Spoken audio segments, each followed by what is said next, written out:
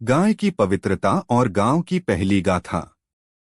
भारत की संस्कृति में गाय केवल एक पशु नहीं बल्कि मां का रूप मानी जाती है।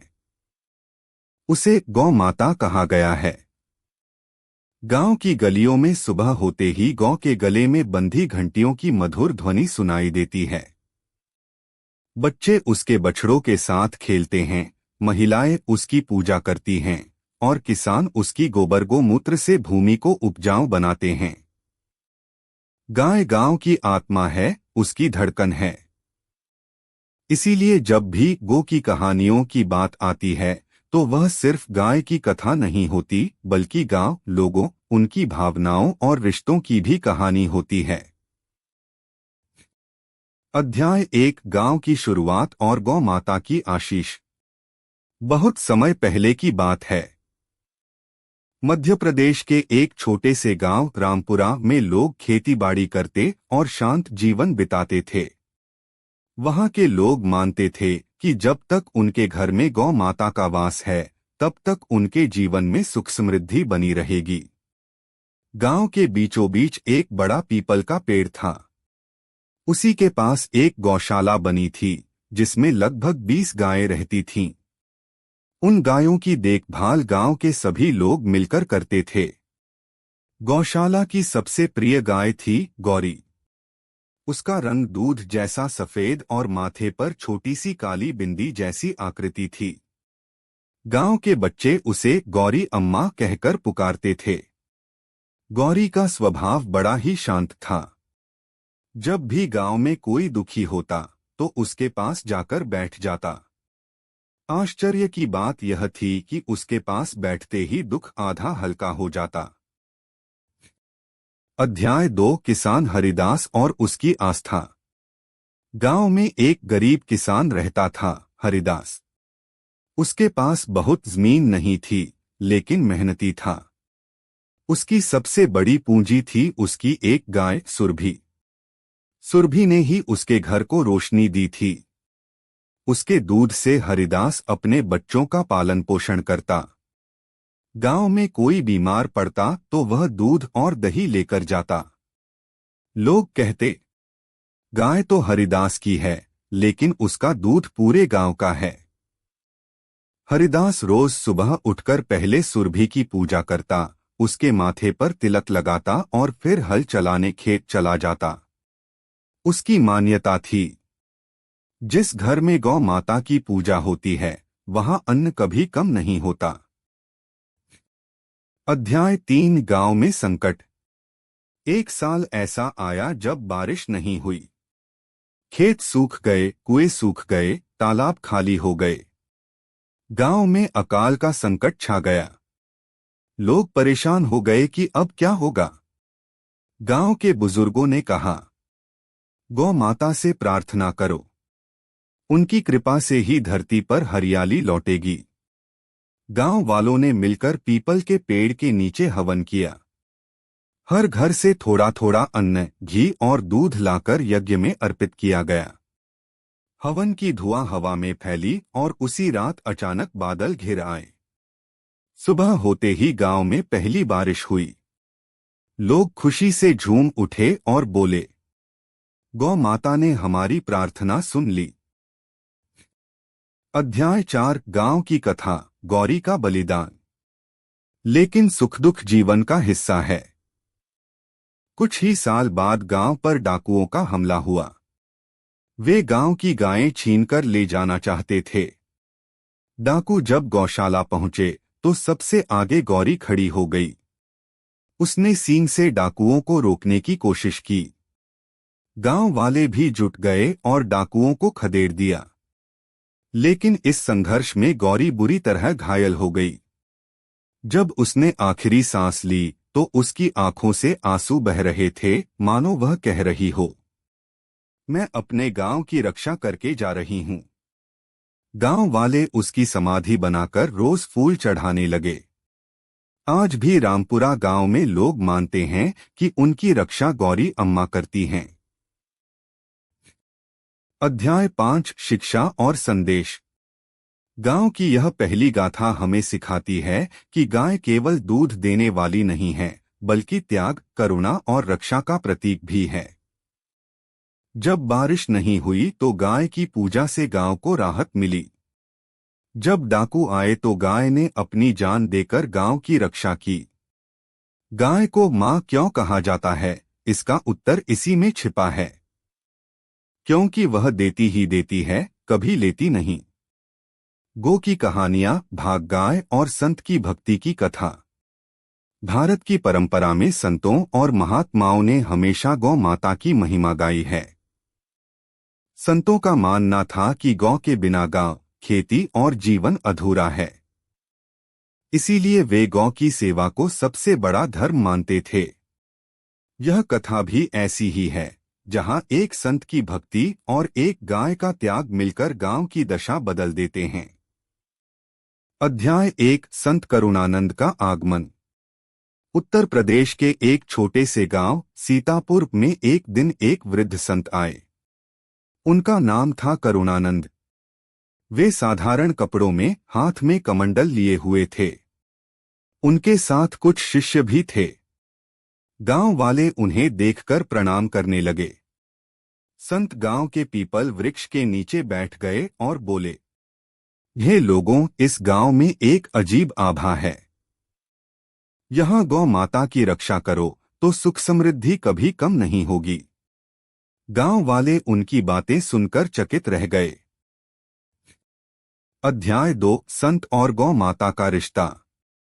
गांव की गौशाला में एक बूढ़ी गाय थी, कमला। उसका दूध बहुत कम हो गया था, लेकिन संत करुणानंद रोज उसी के पास जाकर बैठते। शिष्य पूछते, गुरुदेव, जब कमला दूध ही नहीं देती तो आप उसके पास क्यों जाते हैं?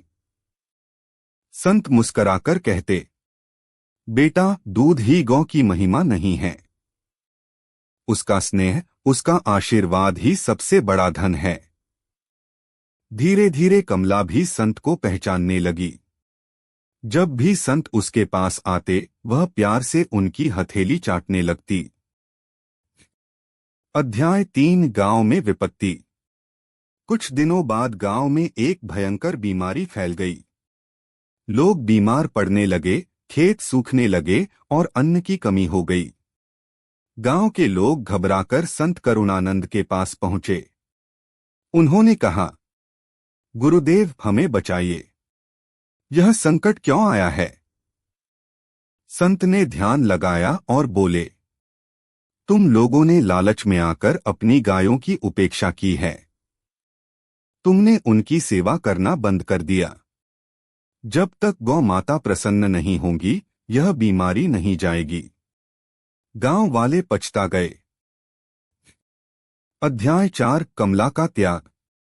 संत ने गांव वालों को एकत्र कर कहा, गौ माता की सेवा और भक्ति ही इस विपत्ति से बचने का मार्ग है।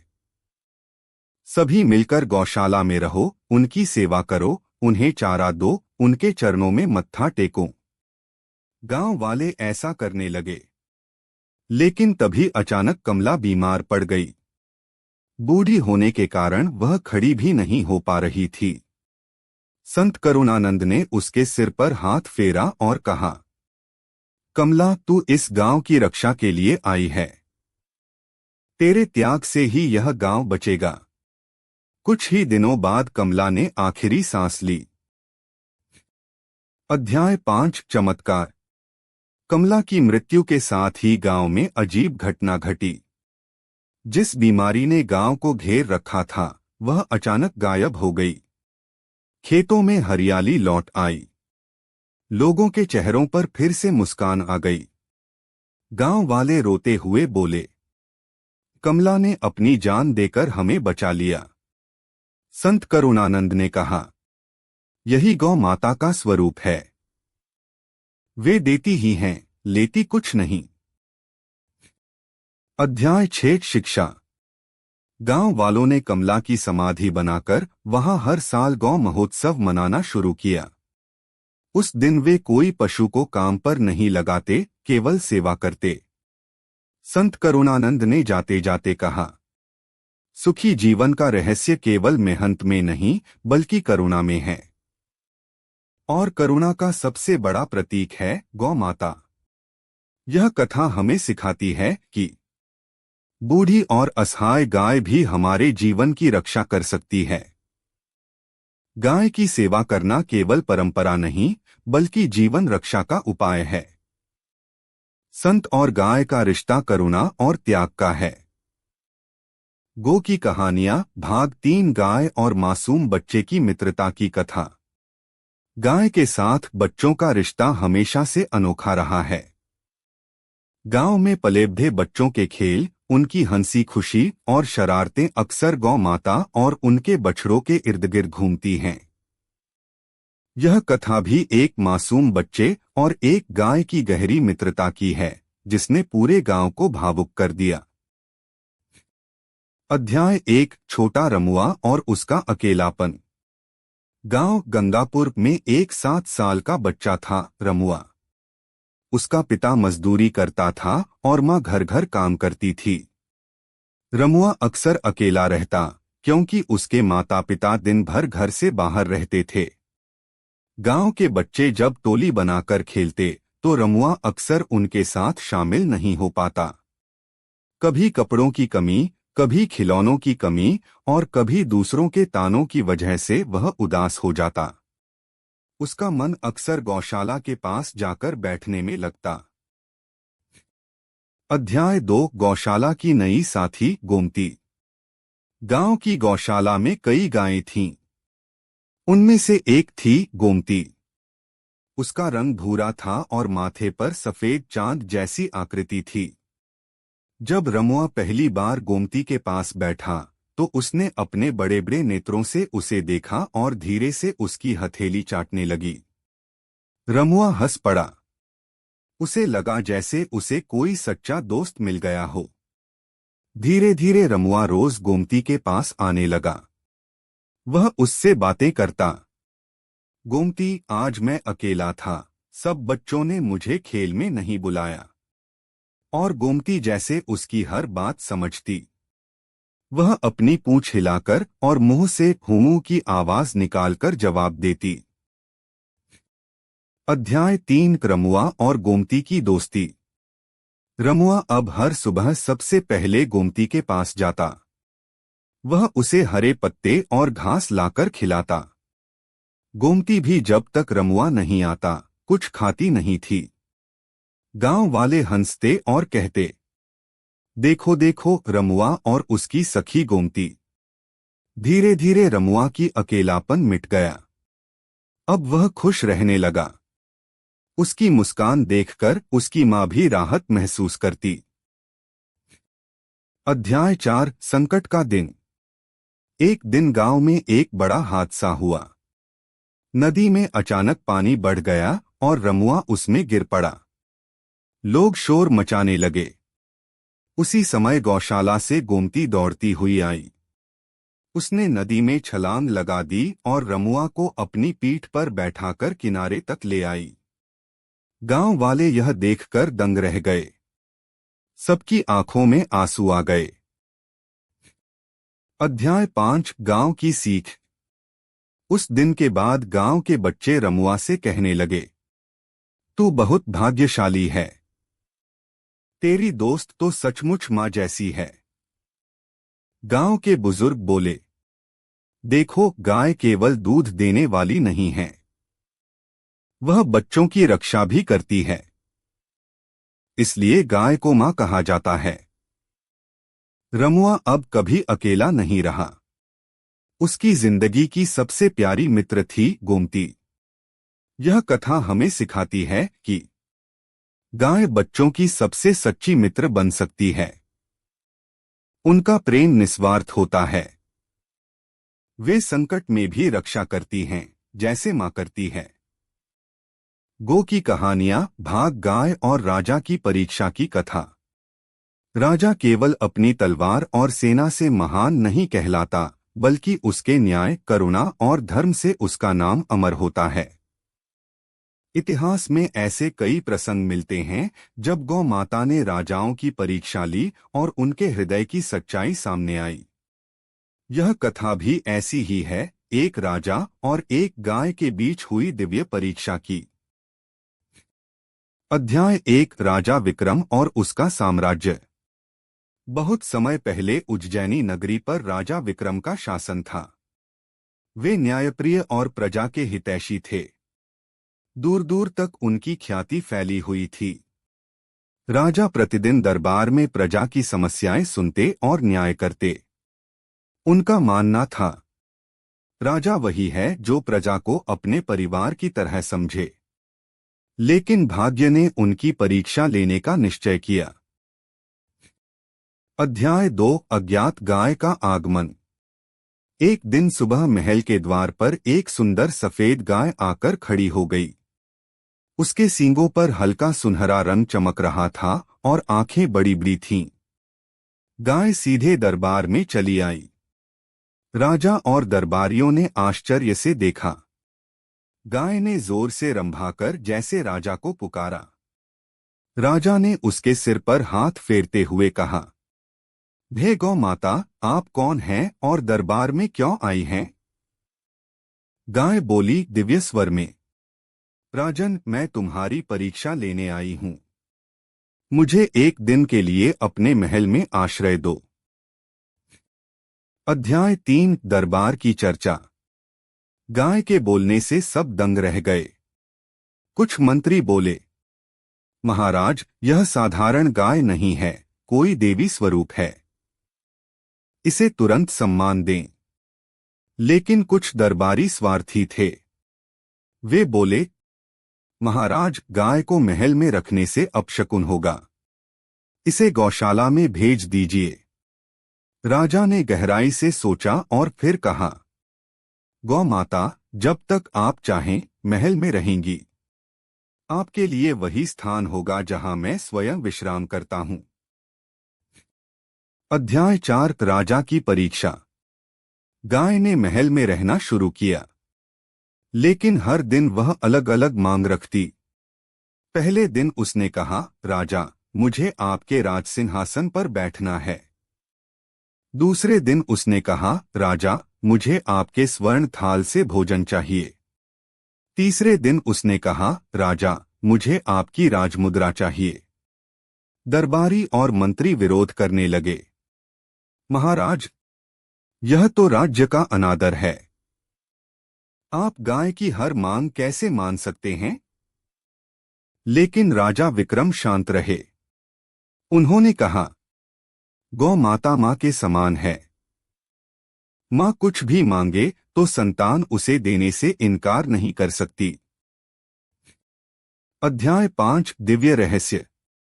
तीसरे दिन रात को अचानक गाय के शरीर से तेज प्रकाश निकलने लगा। सब लोग भयभीत हो गए। गाय देवी के स्वरूप में प्रकट हुई और बोली, राजन, तुमने मेरी हर परीक्षा पार कर ली। तुमने सिद्ध कर दिया कि तुम्हारे लिए प्रजा और गौ समान हैं। इसलिए तुम्हारा राज्य सदा सुख समृद्ध रहेगा। राजा विक्रम ने हाथ जोड़कर प्रणाम किया। अध्याय 6 शिक्षा। उस दिन से उज्जैनी में यह परंपरा बन गई कि राजा चाहे जो भी हो, वह सबसे पहले गौ माता की सेवा करेगा। गांव-गांव में लोग कहते, वह राजा महान है जिसने गाय को मां माना। यह कथा हमें सिखाती है कि राजा का असली वैभव उसके आभूषणों या सिंहासन में नहीं, बल्कि करुणा और धर्म में है। गाय जब परीक्षा लेती है तो वह मनुष्य की अंतरात्मा को परखती है। जो गौ की सेवा करता है उसे ईश्वर का आशीर्वाद अवश्य मिलता है। गाय और भक्त किसान की कथा। किसान और गाय का रिश्ता प्राचीन काल से अटूट है। गाय खेत को उर्वर बनाती है, हल खींचने में मदद करती है, दूध से परिवार को पोषण देती है और गांव की अर्थव्यवस्था का आधार बनती है। यह कथा एक ऐसे किसान की है जिसकी भक्ति और सेवा ने न केवल उसकी गाय की रक्षा की, बल्कि पूरे गांव को भी बचा लिया। अध्याय 1 गरीब किसान लक्ष्मण। महाराष्ट्र के एक छोटे से गांव में लक्ष्मण नाम का किसान रहता था। वह अत्यंत गरीब था, लेकिन मेहनती और ईमानदार था। उसके पास केवल एक गाय थी, नंदिनी। नंदिनी का दूध ही लक्ष्मण और उसके परिवार की रोजी रोटी था। हर सुबह वह नंदिनी की पूजा करता, उसके चरण धोकर तिलक लगाता और फिर खेतों की ओर जाता। लोग कहते, लक्ष्मण तो गरीब है, पर उसकी नंदिनी ही उसकी असली संपत्ति है। अध्याय 2, गांव में संकट। एक साल गांव में भयंकर सूखा पड़ा। तालाब सूख गए, कुएं खाली हो गए और खेतों में दरारें पड़ गईं। लोग अपने पशुओं को बेचने लगे क्योंकि चारे का प्रबंध करना कठिन हो गया। लेकिन लक्ष्मण ने अपनी नंदिनी को किसी भी हाल में बेचने से इनकार कर दिया। उसने कहा, यह मेरी गाय नहीं, मेरी माँ है। भूखा रह लूंगा, पर इसे छोड़ूंगा नहीं। वह जंगल से सूखी पत्तियां और जड़ें लाता और नंदिनी को खिलाता। खुद और उसके बच्चे आधा पेट खाते, लेकिन नंदिनी को भूखा नहीं रखते। अध्याय 3, डाकुओं का प्रकोप। एक रात गांव में डाकुओं ने हमला किया। वे नंदिनी को भी पकड़कर ले जाना चाहते थे, क्योंकि वह बड़ी सुंदर और स्वस्थ थी। लक्ष्मण ने डटकर विरोध किया। उसने नंगे हाथों से डाकुओं को रोकने की कोशिश की। डाकू उसे मारने ही वाले थे कि तभी नंदिनी ने जोर से रंभाया और अपने सींगों से डाकुओं को पछाड़ दिया। गांव वाले इकट्ठा हो गए और सब मिलकर डाकुओं को खदेड़ दिया। अध्याय 4, दिव्य चमत्कार। लेकिन इस संघर्ष में नंदिनी बुरी तरह घायल हो गई। लक्ष्मण रोने लगा और उसके पास बैठकर बोला, हे नंदिनी, तूने मेरे लिए अपनी जान दांव पर लगा दी। अब मैं तुझे खो नहीं सकता। तभी अचानक आकाश से प्रकाश उतरा और एक दिव्य स्वर गूंजा, लक्ष्मण, तेरी भक्ति और सेवा से मैं प्रसन्न हूँ। नंदिनी कोई साधारण गाय नहीं, बल्कि कामधेनु का अंश है। यह कभी नहीं मरेगी, बल्कि तुझे और तेरे गांव को हमेशा सुख समृद्धि देगी। अगली सुबह लोग देखते हैं कि जहां नंदिनी लेटी थी, वहां हरी घास उग आई थी। धीरे धीरे पूरे गांव में हरियाली लौट आई। अध्याय 5, गांव का परिवर्तन। गांव वाले लक्ष्मण के चरणों में गिरकर बोले, तेरी भक्ति ने हमें बचा लिया। हम भी अब गाय को मां मानकर सेवा करेंगे। उस दिन से हर घर में गाय की पूजा होने लगी। गांव समृद्ध हो गया और नंदिनी को लोग गांव की देवी कहकर पुकारने लगे। यह कथा हमें सिखाती है कि सच्ची भक्ति और सेवा से चमत्कार होते हैं। गाय केवल संपत्ति नहीं, बल्कि परिवार का हिस्सा है। जो किसान गाय की रक्षा करता है, उसका जीवन कभी अधूरा नहीं रहता। गो की कहानियां, गाय और संत की यात्रा। संतों की यात्राएं हमेशा समाज को नया संदेश देती रही हैं। जहां भी संत जाते हैं, वहां प्रेम, करुणा और भक्ति का बीज बोते हैं। यह कथा एक ऐसे संत की है जिसने अपनी यात्रा अकेले नहीं, बल्कि एक गाय के साथ की। उस गाय ने न केवल उनका साथ निभाया, बल्कि पूरी यात्रा को पवित्र बना दिया। अध्याय 1, संत मधुसूदन और उनकी साथी। वाराणसी के पास एक गांव में एक संत रहते थे, संत मधुसूदन। वे सादा जीवन जीते, भजन कीर्तन करते और लोगों को धर्म का मार्ग दिखाते। एक दिन उन्होंने तय किया कि वे पूरे देश की यात्रा करेंगे और गांव-गांव जाकर लोगों को गौ माता की महिमा बताएंगे। संत के पास केवल एक गाय थी, शुभ्रा। उसका रंग दूध जैसा सफेद और आंखों में अजीब सी चमक थी। संत ने कहा, हे शुभ्रा, तू मेरी सबसे बड़ी साथी है। मेरी यात्रा तेरे बिना अधूरी है। और इस तरह संत अपनी यात्रा शुभ्रा के साथ शुरू करते हैं। अध्याय 2, पहला गांव, सेवा का संदेश। पहला पड़ाव एक छोटा गांव था। वहां लोग गरीब थे और उनके पास पशुओं के लिए चारा नहीं था। संत मधुसूदन ने गांव वालों से कहा, गाय की सेवा ही सच्चा धर्म है। तुम अपने अन्न का पहला अंश गौ माता को दो। गांव वाले पहले हिचकिचाए, लेकिन फिर मान गए। चमत्कार यह हुआ कि कुछ ही दिनों में गांव के खेतों में हरियाली लौट आई। लोग समझ गए कि गाय का आशीर्वाद ही समृद्धि का कारण है। अध्याय 3 दूसरा गांव, अहंकार का दंड। यात्रा आगे बढ़ी। संत और शुभ्रा एक बड़े गांव पहुंचे जहां धनवान लोग रहते थे। लेकिन वे लोग गाय को केवल पशु समझते थे। उन्होंने संत का मजाक उड़ाया और शुभ्रा को गौशाला में जगह देने से मना कर दिया। संत ने दुखी होकर कहा, जो गौ माता का अपमान करता है उसका अहंकार उसे नीचे गिरा देगा। कुछ ही दिनों में उस गांव में महामारी फैल गई और लोग भागने लगे। तब उन्हें संत की बात समझ आई और उन्होंने गौशाला बनवाकर गाय की पूजा शुरू की। धीरे धीरे गांव स्वस्थ हो गया। अध्याय 4 तीसरा गांव, परीक्षा की घड़ी। यात्रा के दौरान एक बार संत और शुभ्रा घने जंगल से गुजर रहे थे। वहां डाकुओं ने उन्हें रोक लिया।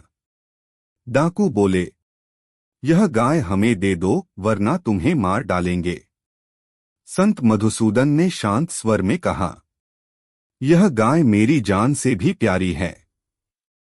तुम चाहे मेरी जान ले लो पर मैं इसे नहीं दूंगा।